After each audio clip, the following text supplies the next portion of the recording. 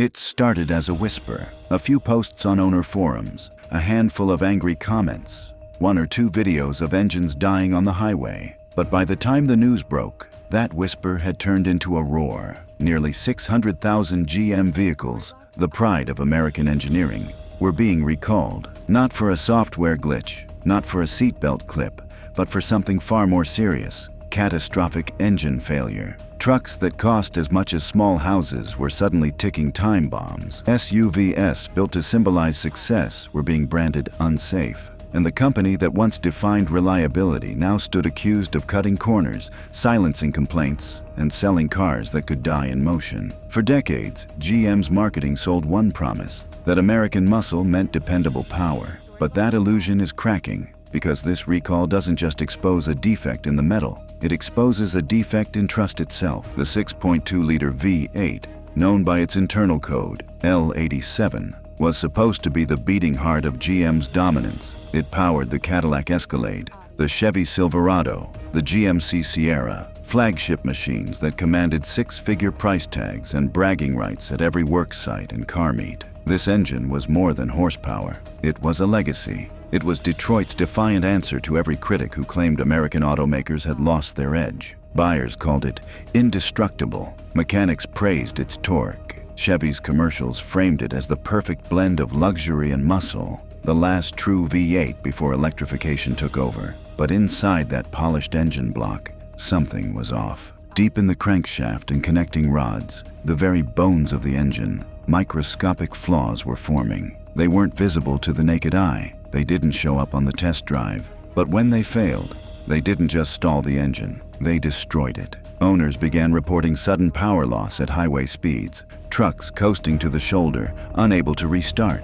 In some cases, the engines locked entirely. Mechanics tore them down and found shattered components where precision parts should have been. At first, GM called it rare, a few isolated cases, nothing systemic. But the numbers told a different story. Tens of thousands of complaints poured in, and the problem wasn't going away. It was spreading. Behind the scenes, engineers traced the failures to one chilling culprit: a production flaw in the connecting rods and crankshaft. These weren't cheap aftermarket parts. They were original components, installed at GM's own facilities between 2021 and 2024. When they fractured, they didn't just stop the car. They sometimes tore through the engine itself, leaving metal fragments and oil everywhere. According to reports, more than 28,000 incidents had been logged, and over 14,000 involved complete loss of propulsion. For a brand that built its image on trust and toughness, that was catastrophic. Imagine driving your $90,000 Escalade on the freeway and suddenly losing all power.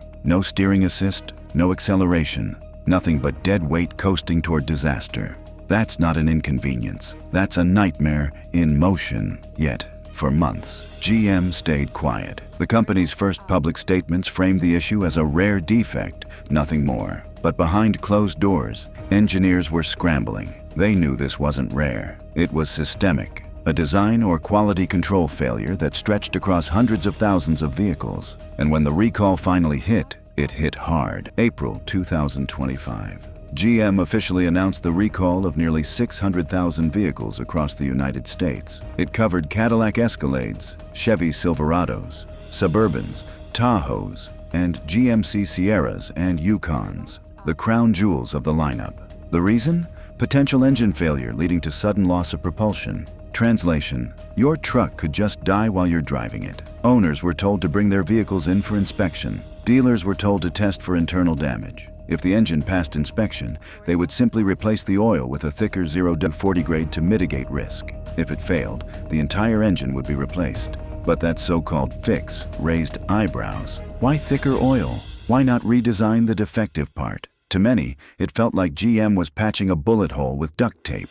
Within days, the backlash hit full force. Owners flooded social media, demanding answers. Forums lit up with stories of engines failing even after the recall service. Some reported that dealers couldn't get replacement engines for months. Others were told to just monitor for unusual noise. In one viral clip, a frustrated Silverado owner filmed himself reading the recall letter aloud. The company recommends switching to thicker oil to prevent premature wear. He laughed bitterly, then said, I didn't buy a $70,000 truck to nurse it like an antique." That moment captured the public sentiment perfectly. The trust was gone. As outrage grew, a class action lawsuit was filed. It claimed GM's recall was inadequate, even deceptive, addressing the symptom, not the cause. The thicker oil may slightly delay failure, but it doesn't fix flawed metallurgy or defective machining. Worse, the new oil increased friction, lowering fuel efficiency and costing owners more over time.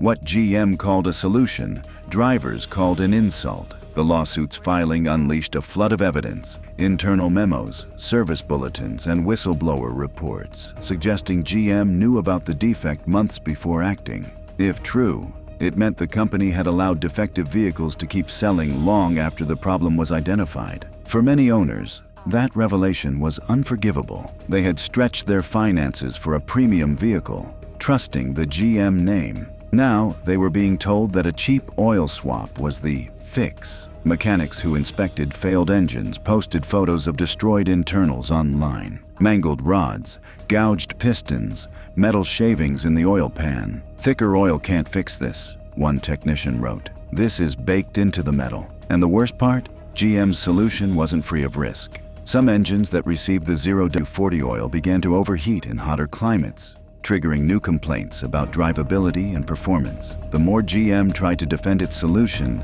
the more it looked like corporate denial masquerading as damage control. In showrooms across America, the damage became visible. Trucks sat on lots for months. Dealers started slapping $7,000 to $10,000 discounts on Silverados and Tahoes just to move them. What looked like limited-time deals were really acts of desperation. Buyers weren't fooled. They knew these markdowns were bait to clear tainted stock. And when a brand starts bribing its customers to come back, the message is clear. Confidence is collapsing. The recall had poisoned the well. Loyal Chevy and GMC owners, people who once defended the brand, now admitted they were embarrassed. They weren't bragging about American muscle anymore. They were apologizing for it. Even used values began to crumble. Trucks that once held value better than imports suddenly plunged in resale rankings. Banks adjusted loan terms, wary of financing vehicles with uncertain reliability. The ripple effect spread far beyond just trucks and SUVs. If GM's flagship V8 couldn't be trusted, how could anyone trust the rest of the lineup? Meanwhile, Ford and Ram quietly celebrated. Their marketing teams didn't need to attack. The headlines did it for them. Every news article about a GM recall was free advertising for their rivals. And while GM's corporate statements tried to stay optimistic, the reality on the ground was brutal. Thousands of unsold vehicles, millions in lost revenue, and a generation of customers questioning whether built in America still meant something. When customers panic, corporations spin, and GM's spin was textbook. The company called it a rare occurrence. Executives said the recall was out of an abundance of caution. But for the families who experienced catastrophic failures, those words rang hollow. On forums, owners posted photos of destroyed engines and burned-out trucks. One caption read, "GM says rare, my engine says otherwise." Another showed a totaled SUV on a tow truck with the words, "Abundance of caution equals abundance of nonsense." The contrast between official statements and lived reality became impossible to ignore. Every press release felt like a PR exercise. Every apology felt rehearsed. Instead of transparency, customers got talking points. And that is where GM made its fatal mistake. Not in engineering, but in honesty. When you sell vehicles that symbolize pride and reliability, you're not just selling metal, you're selling trust. And when that trust is broken, no rebate, no press conference, no oil fix can repair it. By pretending the crisis was smaller than it was, GM made it bigger. Each attempt to downplay the danger only deepened the anger. Then came the part every automaker dreads. The government stepped in. In early 2025, the National Highway Traffic Safety Administration opened a formal investigation into GM's handling of the defect, covering over 870,000 vehicles. Regulators demanded production records, test data, and failure reports. The investigation wasn't about just fixing engines. It was about finding out how long GM had known. That's when things turned political. Senators began drafting public letters, asking if corporate greed had once again put American drivers at risk. Safety watchdogs accused GM of prioritizing quarterly profits over consumer safety. For the public, it was déjà vu, another Detroit scandal, another round of hearings, another promise to do better. The ghosts of past disasters, ignition switches, brake recalls, fuel leaks, all came roaring back into memory. The message from Washington was simple: we're watching you now. And once that happens, every decision the GM makes is under the microscope. As regulators tightened their grip, Wall Street noticed. GM's stock began to slide. Analysts slashed ratings, citing rising warranty costs and brand erosion. Every parked, unsellable truck on a dealer lot became a symbol of financial paralysis. Behind closed doors, executives were scrambling to contain damage. Warranty expenses ballooned into the hundreds of millions. Production schedules were frozen. Suppliers were quietly pressured to absorb blame. Meanwhile, dealers faced chaos. They couldn't sell new vehicles without explaining the recall. They couldn't get enough replacement parts to satisfy repairs. And they couldn't hide the truth anymore.